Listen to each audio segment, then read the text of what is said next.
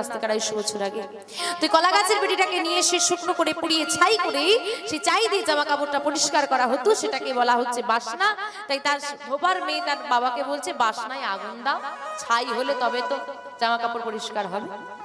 আর এদিকে লালা বাবু শুনলেন বেলা যে বয়ে যায় বাসনায় আগুন, যার যেমন ভাব তার তেমন লাভ। আমরা বাবা সব দিনে বললাম গাড়ি আমার, বাড়ি আমার, ছেলে আমার, মেয়ে আমার, সব যদি আমার হয় বলবো কবে হে গোবিন্দ তুমি আমার। এই হে গোবিন্দ তুমি আমার বলারও তো একটা সময়ের প্রয়োজন, সেই সময়টা আমাদের জীবনে আসবে কবে? তাই বলছে গো তাকিয়ে দেখো। কোন দিকে তাকিয়ে দেখবে? নিজের দিকে। নিজের দিকে তাকিয়ে দেখো, বেলা বয়ে যা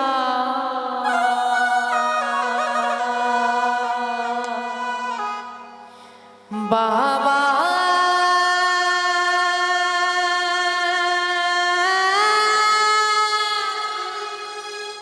বেলা বয়ে যা। জীবনের বেলাটা বয়ে যাচ্ছে, চেয়ে দেখো গগন পানে রবি ডুবে যায়। রবি মানে সূর্য। কোন সূর্য? আমাদের আয়ু নামক সূর্যটা ধীরে ধীরে ডুবছে। আর ডুবে গিয়ে যেদিন অন্ধকার নেমে আসবে সেদিন চাইলেও আমরা আর কিছুই করতে পারবো না।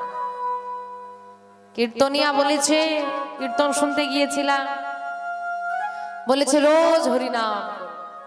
তাই তো? কি মা বাড়িতে করো তো? রোজ করো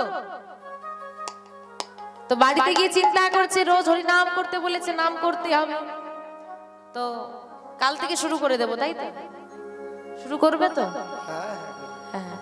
আরে কালকে পরশুদিন একটা বিয়ে বাড়ি আছে না, কালকে তার একটু মার্কেটিং করতে বেরোবো আর কি বাজারে। তা কালকে দিনটা বাদ দাও, পরশু থেকে করবো।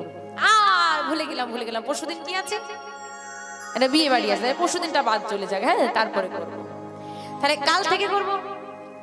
ও আবার কালকে তো সিরিয়ালের ভালো সিনটা আছে, ওটা দেখে নি কাল থেকে। 25 ডিসেম্বর পর্যন্ত ছেড়ে দেবো। আচ্ছা আচ্ছা বলছে 25 ডিসেম্বর অবধি ছেড়ে দাও, তারপর ধরো। হরি বল হরি বল। তারপরেও বলছে কালকে তাহলে একটা ফিস্ট আছে, ফিস্টটা করে নি তারপরে করবো। তো কাল কাল কাল কাল করতে করতে মৃত্যু এসে গেছে। তো মৃত্যু